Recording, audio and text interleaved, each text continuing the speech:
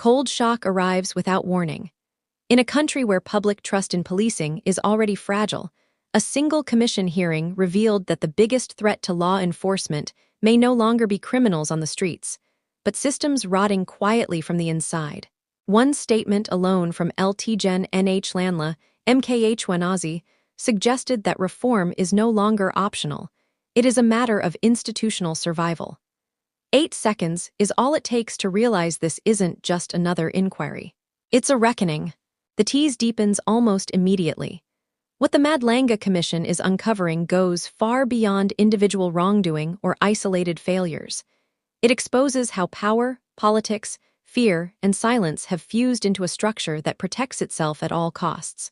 And buried in Lt. Mkhwanazi's insistence that the Commission must force change is an uncomfortable truth.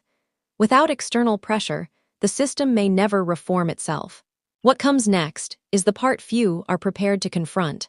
Before diving deeper, consider this question carefully. If those tasked with enforcing the law begin to fear accountability more than criminals, who truly controls justice? Hold that thought, because everything that follows circles back to that single, unsettling idea. The story opens with Mkhwanazi's stance, firm and unflinching, as he positions the Madlanga Commission not as a ceremonial exercise, but as a tool of disruption.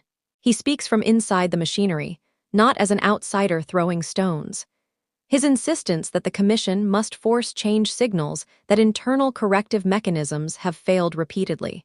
When someone at his level calls for compulsion rather than cooperation, it suggests resistance runs deep. Power rarely reforms itself willingly. That's the quiet warning beneath his words. As testimony unfolds, a pattern begins to emerge that feels disturbingly familiar.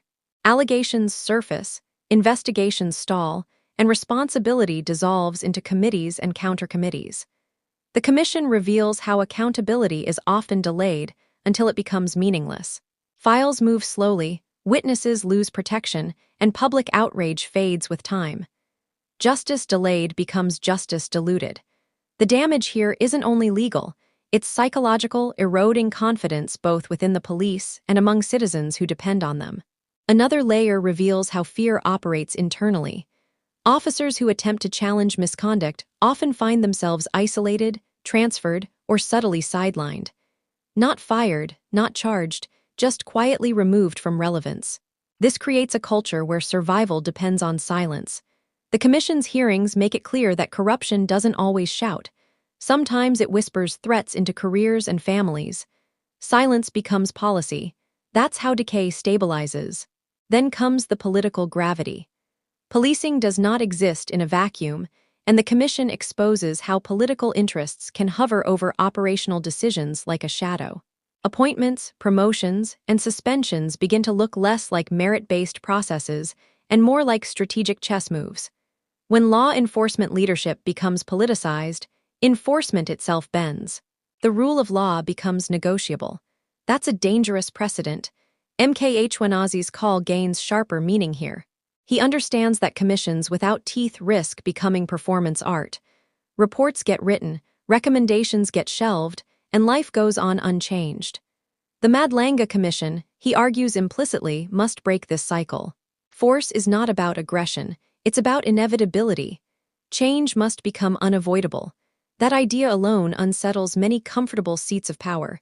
Public reaction adds another dimension. Citizens listening to these hearings recognize fragments of stories they've lived through, cases that vanished, complaints ignored, names that never faced court. The Commission becomes a mirror, reflecting not just institutional failure but collective fatigue. People want reform, but they've been promised it before. Trust, once broken repeatedly, does not heal easily. Skepticism now walks hand in hand with hope. Inside the Commission, moments of tension reveal how truth resists confinement. Witnesses contradict each other, memories falter, documents appear late. These aren't random mishaps, they suggest systems designed to obscure rather than clarify. Complexity becomes camouflage. When processes are too tangled to follow, accountability slips away quietly. Confusion becomes a shield. As the first phase of revelation settles, a deeper realization forms. This is not merely about removing a few bad actors. The Commission exposes structural incentives that reward compliance over integrity. When promotion depends on loyalty rather than performance, the system selects for obedience, not courage. Over time, this reshapes the institution's moral compass. That transformation is subtle but devastating. The narrative then shifts toward consequence. Without enforced reform, the future looks disturbingly predictable. More commissions. More reports, more headlines, less change. Mkhwanazi's insistence challenges this trajectory directly.